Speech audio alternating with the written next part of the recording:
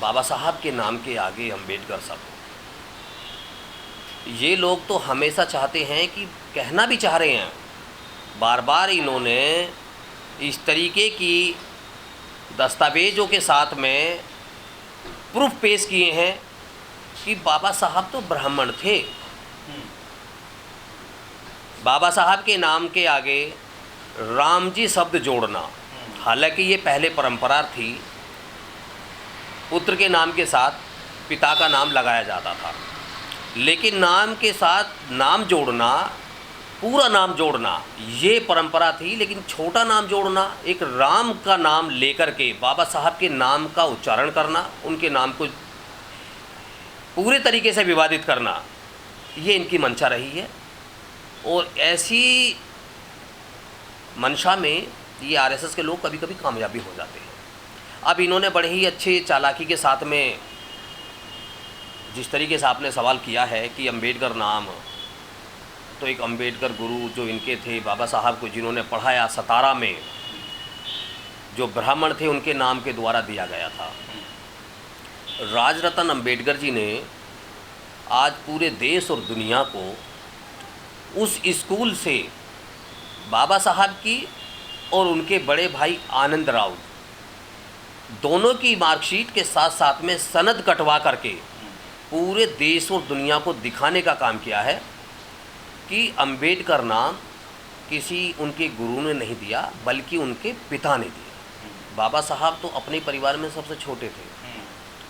बाबा साहब से बड़े उनकी बहनें भी रही हैं, और उनसे बड़े उनके भाई आनंद राव रहे हैं, और उनसे बड़े बाला।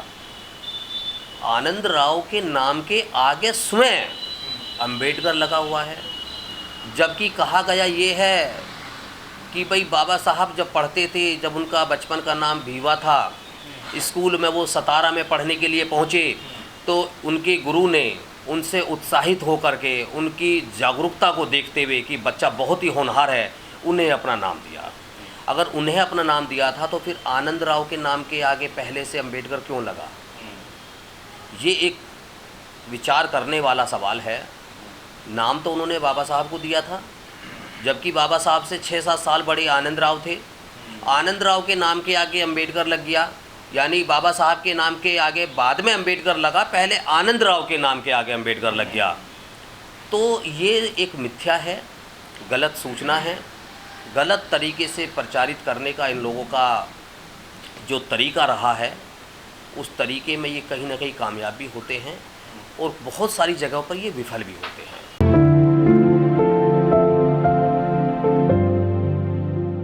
जागरूक समाज है, हम लोग पूरी तरीके से एक्टिव हैं कि जब जब इस तरीके की पॉलिसी या कोई विचारधारा ये लोग ज़बरदस्ती समाज के ऊपर थोपना चाहते हैं, तो उसका विरोध होता है। और उसका विरोध की शुरुआत राजरत्न अम्बेडकर जी ने कर दी है, पुख्ता सबूत के साथ में। बाबा साहब की जो टीसी है वो ठीक 1900 की बनी हुई है, सन 1900 की, जब बाबा साहब की आयु 9 वर्ष की थी, तब उनका सर्टिफिकेट था। तब का सर्टिफिकेट उन्होंने देश को दिखाने का काम किया है। और उससे पहले आनंद राव का सर्टिफिकेट उन्होंने दिया, जो उनसे भी 6 साल बड़े थे। तो मैं धन्यवाद करूंगा राजरत्न जी का कि जिन्होंने ये जो मिथ्या थी, इस मिथ्या को झूठ साबित करने का काम किया है। जब कांग्रेस पार्टी की सरकार थी, तो यही शख्स बार बार आरटीआई लगा करके सुप्रीम कोर्ट में और देश को जगाने का काम करता था कि ईवीएम को बंद किया जाए। जो देश ने ईवीएम की स्थापना की, जिस देश ने उस ईवीएम को बनाया, कि उसी देश के अंदर वो ईवीएम बैन है। लेकिन इस देश के अंदर जैसे ही बीजेपी की सरकार बनी है, कभी ईवीएम पे उन्होंने सवाल नहीं किया, क्योंकि ईवीएम के दोबारा वो सरकार बनाते आए हैं।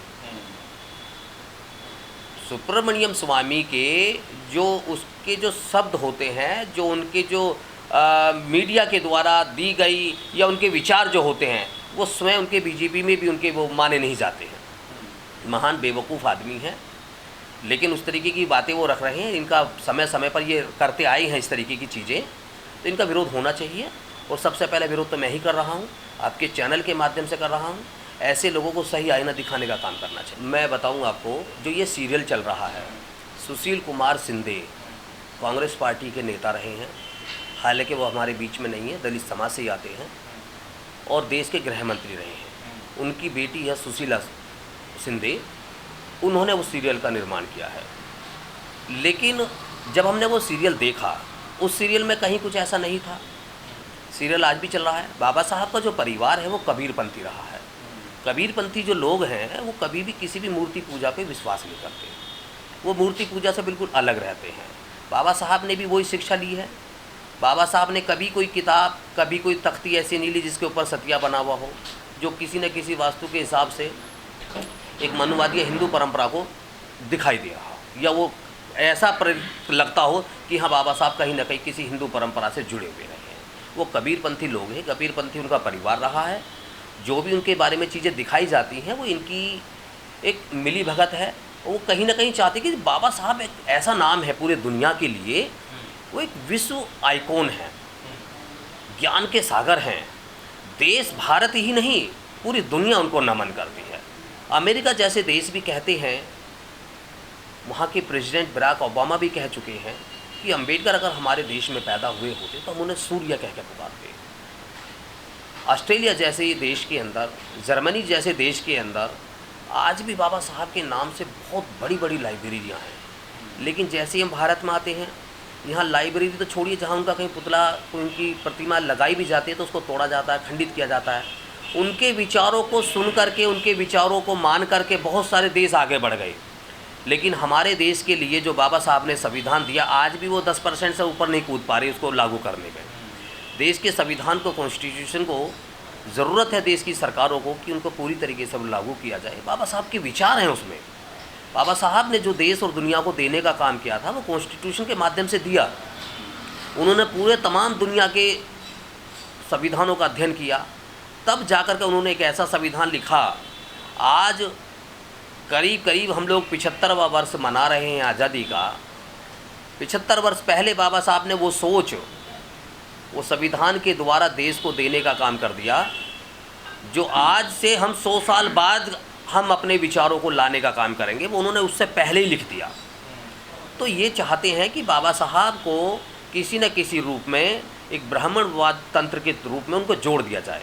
जैसे कि तथागत बुद्ध की हम बात करते हैं, बुद्ध एक शाक्य वंश के रहे हैं जो एक ओबीसी समाज से जुड़ा हुआ रहा है। बुद्ध को उन्होंने हमेशा कहा कि बुद्ध तो विष्णु का एक अवतार है, विष्णु का अवतार उनको बता दिया गया, उन्हें धार्मिक उससे जोड़ दिया गया। जबकि बुद्ध की जो मार्ग है, उन्होंने जो संदेश देने का काम किया, वो कहीं भी किसी भी रूप में ऐसा है नहीं कि उन्होंने कहीं कहा हो कि मैं कहीं मूर्ति पूजा में, किसी धार्मिक परंपराओं में इस देश के लोगों को, देश के बाहर के लोगों को जोड़ने के लिए उन्होंने कभी कहा हो, कभी उनको मानने के लिए कहा हो। उन्होंने तो हमेशा प्रकृति का सम्मान करने के लिए कहा कि प्रकृति से ही जीवन उत्पन्न है और प्रकृति से ही जीवन का अंत होता है। लेकिन सुब्रमण्य स्वामी जो बोले हैं कि बाबा साहब ब्राह्मण थे, वो आखिर कहना क्या चाहते हैं आज के समाज में? देखिए, बाबा साहब के नाम को लेकर के आज सरकारें बन रही हैं। वो चाहते हैं कि बाबा साहब के नाम को अपनाया जाए, और भारतीय जनता पार्टी एक ब्राह्मणवाद को लेकर के चलने का काम करती है।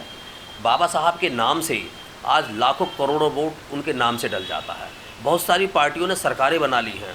अरविंद केजरीवाल आम आदमी पार्टी पंजाब के अंदर कामयाब हो जाती है केवल बाबा साहब के नाम से। तो बीजेपी भी चाहती है कि बाबा साहब के नाम को, लेकिन बाबा साहब के नाम को अपनाइए, लेकिन उनके नाम को गलत मत करिए। वो ना ही ब्राह्मण थे और ना ही ऐसी व्यवस्था से जुड़े हुए थे। उन्होंने तो सदैव उसका विरोध किया।